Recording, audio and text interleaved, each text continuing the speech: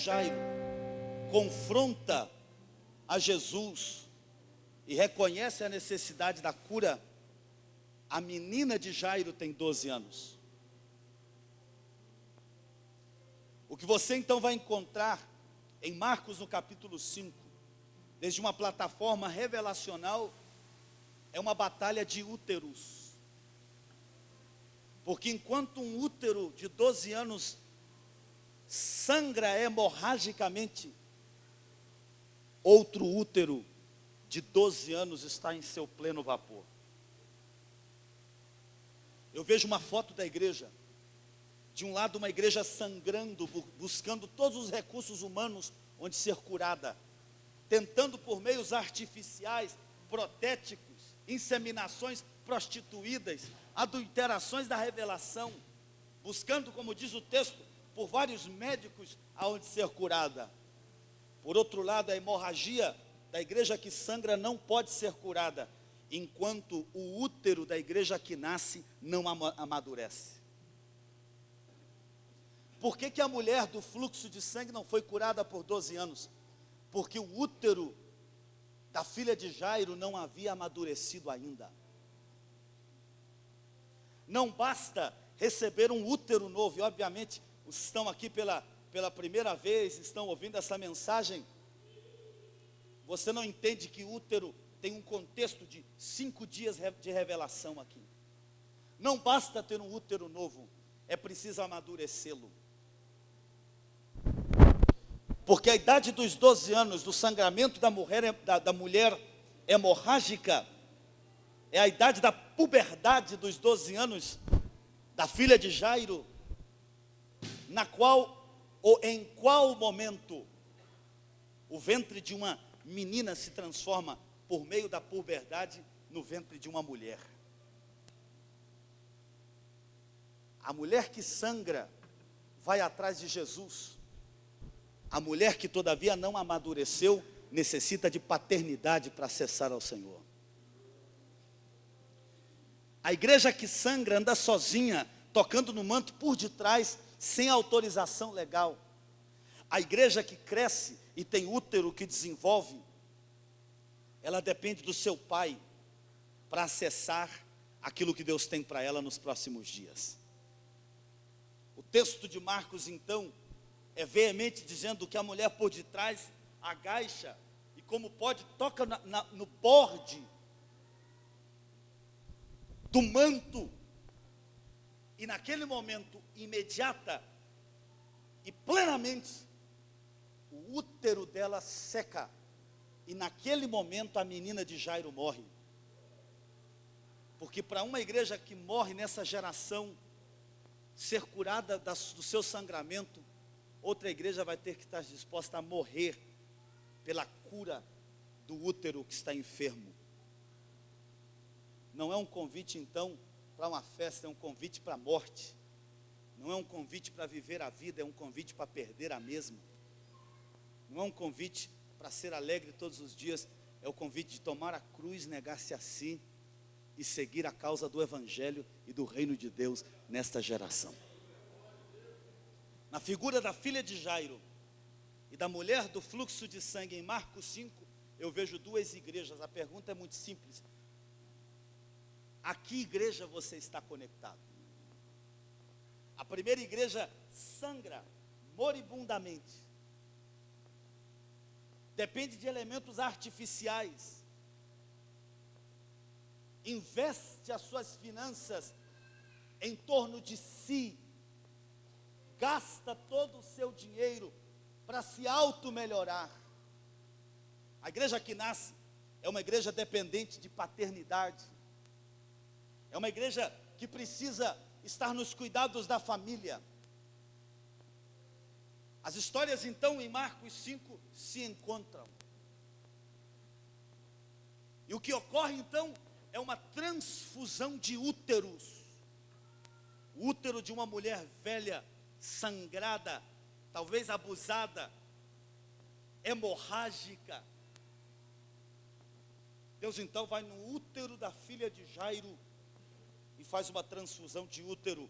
E eu vim aqui hoje basicamente dizer para você que que do sangramento da sua história, da sua vida, em todas as dimensões e esferas, vai haver uma transfusão uterina neste auditório e nesta noite. Aqueles que não deram fruto até hoje e foram inférteis e estéreis, nesta noite o Espírito de Deus está curando o útero espiritual desta igreja em nome de Jesus. A mulher é curada e imediatamente o pai entra em cena. No processo de falar com Cristo, um familiar próximo, cercano, se aproxima de Jairo e anuncia a morte da menina.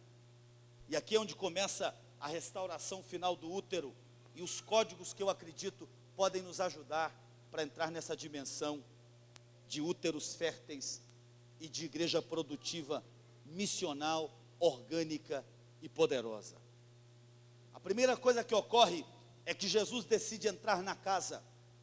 O primeiro código que vai transformar esta igreja estéril numa igreja de útero forte, fértil e maduro, é uma igreja que saia dos templos e que volte para as casas. A presença de Deus não pertence a templos. A presença de Deus não deve estar nos quadriláteros de um auditório religioso. A presença de Deus que transforma uma família, a presença de Deus que muda uma cidade, a presença de Deus que transforma a realidade social de uma existência em qualquer lugar do planeta, não será veiculada pelos cultos religiosos, inclusive este, na vida de uma cidade ou de uma família. Se nós nos reunimos aqui, será por puro assunto de logística, mas o lugar da presença de Deus, num mover apostólico sadio e numa igreja de útero restaurado, é nas casas. E por muitas décadas, a presença de Deus foi sequestrada por uma igreja que estava enfiada nas quatro paredes do seu engessamento existencial. Mas nessa noite e no fim dessa jornada, esta igreja está recebendo o primeiro código no seu espírito. A presença de Deus vai voltar para as nossas casas de novo. Deus vai visitar as nossas casas. Deus vai visitar as nossas casas. Deus vai visitar as nossas casas. Ouça o que eu vou dizer e ouça com atenção. As maiores experiências do poder do Espírito Santo não vão mais ocorrer dentro desse auditório, vão acontecer dentro das casas. As maiores visitações do poder de Deus para curar não vão acontecer mais nesse auditório, vão acontecer com seus filhos discípulos lá na reunião da sua casa. As palavras mais poderosas não serão reveladas ao coração do povo no ambiente de auditório, numa mensagem de 35 minutos. Serão compartilhadas na coinonia e no partir do pão, de casa em casa, como no dia dos primeiros apóstolos. A primeira coisa que Jesus faz para ressuscitar a filha de Jairo e para devolver o útero fértil e poderoso é voltar para casa. A presença de Deus tem que voltar para casa. Por muitos anos nós tivemos um auditório cheio com casas vazias. Por muitos anos nós autorizamos as pessoas que tivessem uma performance religiosa no auditório, a despeito da indiscriminada falta de vida de santidade nos seus lares. Esse tempo passou e não mais será tolerado pela graça de Deus. Tem que andar com Deus em casa. Aleluia. Diga a quem está do seu lado: tem que andar com Deus em casa. É o altar familiar do sacerdote. Assim que todos os homens que estão aqui nesta semana se preparem, você tem que abrir a Bíblia lá na sua casa, desligar a televisão, o som, o iPad, o iPhone, whatever you want, meu filho. E você tem que abrir a palavra de Deus e você tem que ministrar a palavra na sua casa. A palavra, a palavra, a palavra. Alguém levanta a mão aqui e diga a palavra. Alguém levanta a mão aqui e diga a palavra.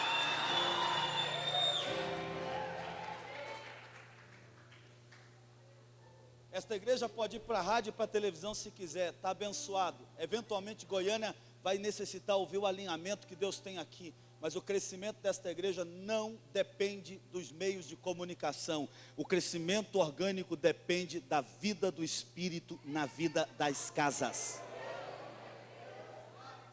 Uma igreja midiática gera espectadores, uma igreja na casa gera filhos.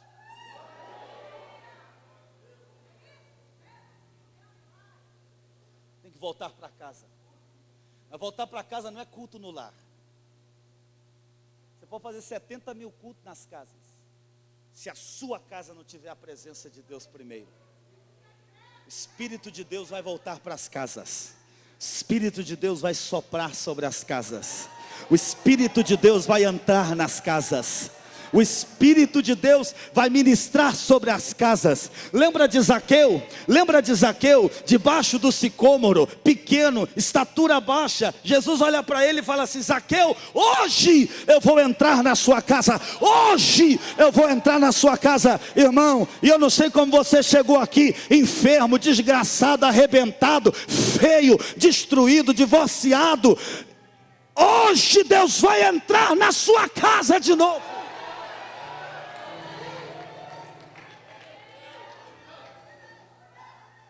A segunda coisa que Jesus faz para curar o útero, perceba que são dois úteros, um que sangra e um que não amadureceu ainda.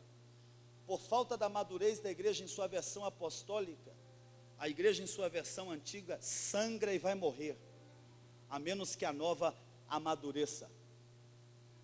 O segundo código que pode prover tal dinâmica, além da volta de Jesus para as casas, é que a igreja aprenda a reduzir os círculos do seu governo.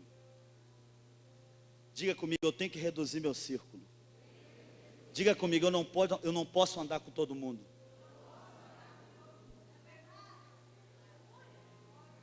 Diga para quem está do seu lado, se você não melhorar, eu vou deixar de andar com você.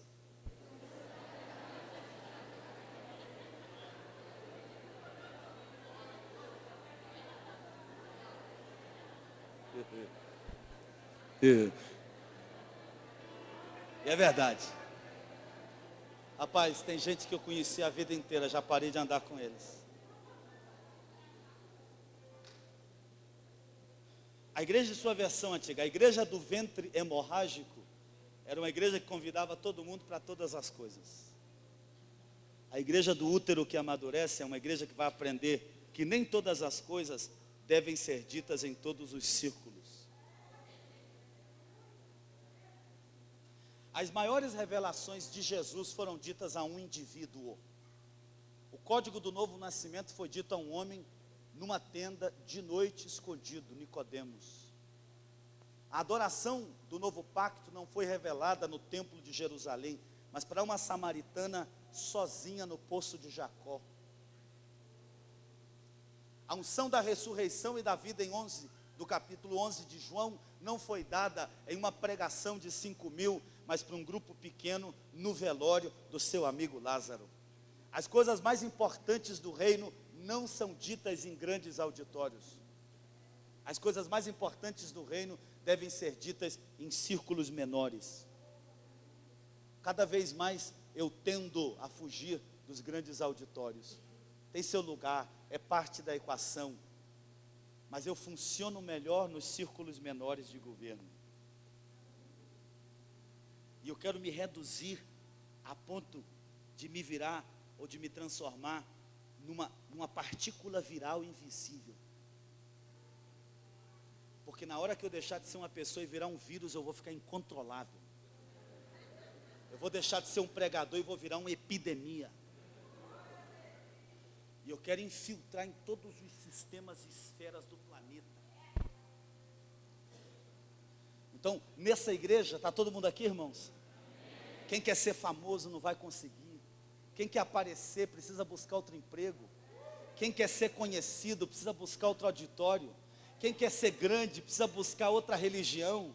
porque isso aqui vai ser lugar de gente processada, de gente curada por Deus, de gente que não tem problema em estar escondido na mão direita do Senhor, de gente que conhece o anonimato, de gente que não precisa brilhar, de gente que não é sol da justiça, é lua do evangelho que reflete a glória de Deus, gente tratada no seu caráter, gente moída pelo engenho do céu, gente que sabe o que é padecer, gente que sabe estar no trono sem que ninguém o perceba, gente que sabe dizer que ele cresça e que eu diminua, gente que diga: eu vou entrar lá para ser ninguém, para que a glória do Senhor possa resplandecer sobre a nossa vida, tesouros em vasos de barro, perplexos pelo não.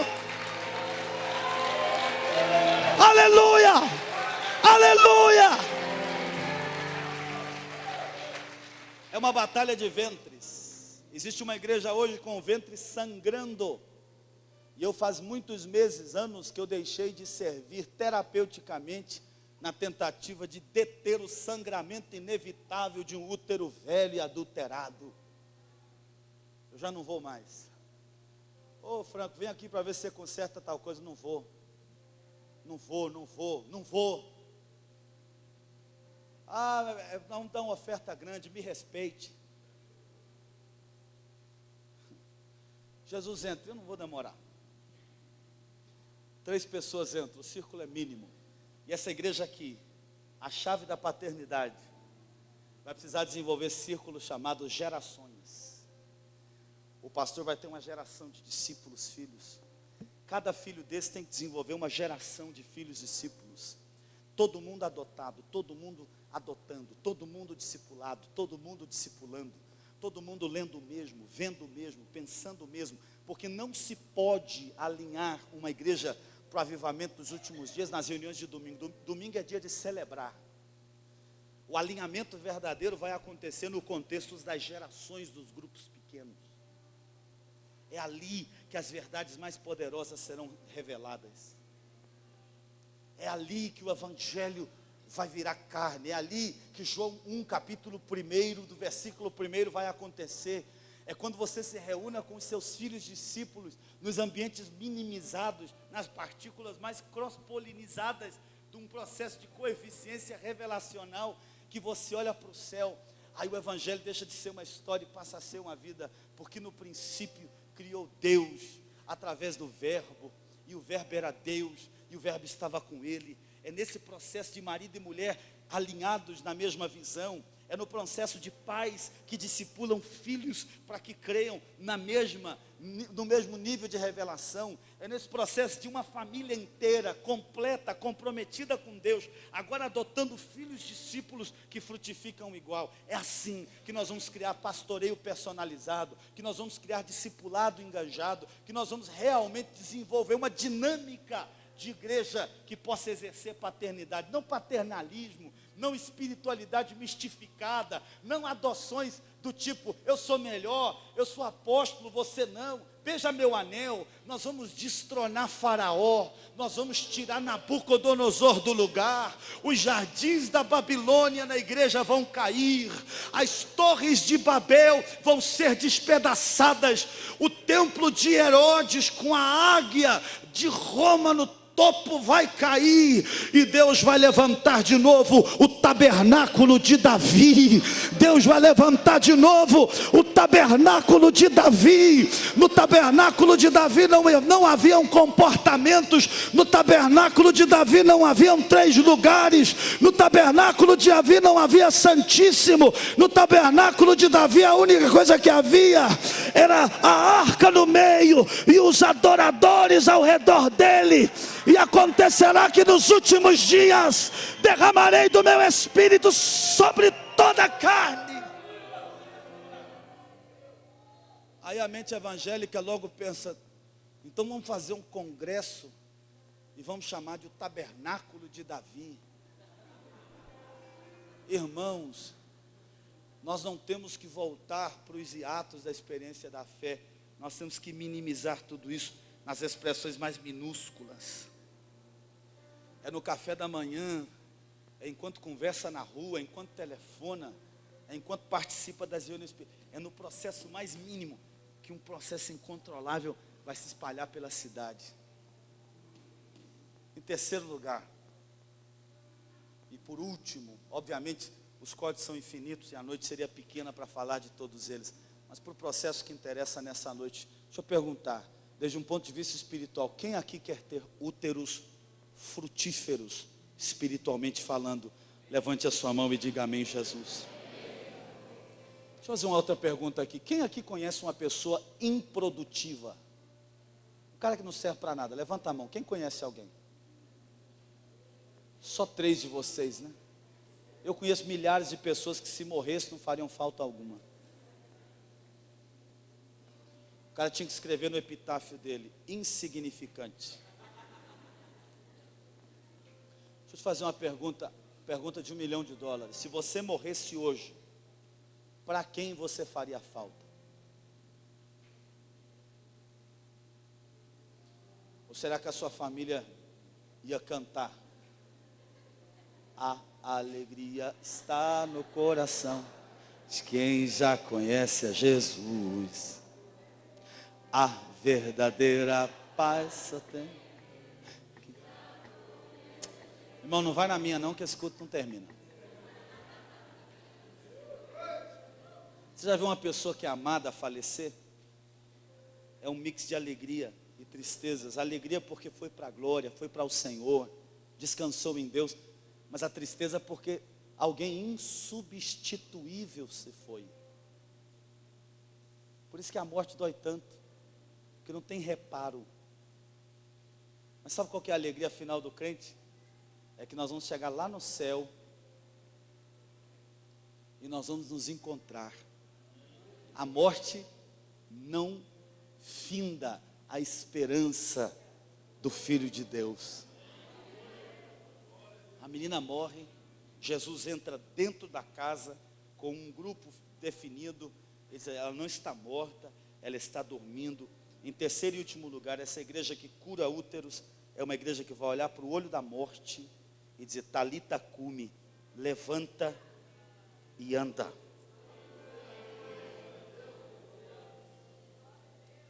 Levanta e anda. Naquele momento, o útero de Talita tinha sido transferido para a mulher do fluxo de sangue. Ela não tinha útero.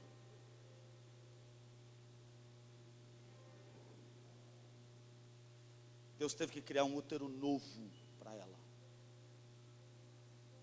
E hoje eu quero orar para que quando nós pactemos com Deus, Deus nos dê um útero novo para gerar filhos para o reino de Deus. A igreja que sangra só será curada quando a igreja que nasce amadureça o seu útero e seja capaz de gerar frutos e filhos para o reino de Deus. Vamos ficar de pé.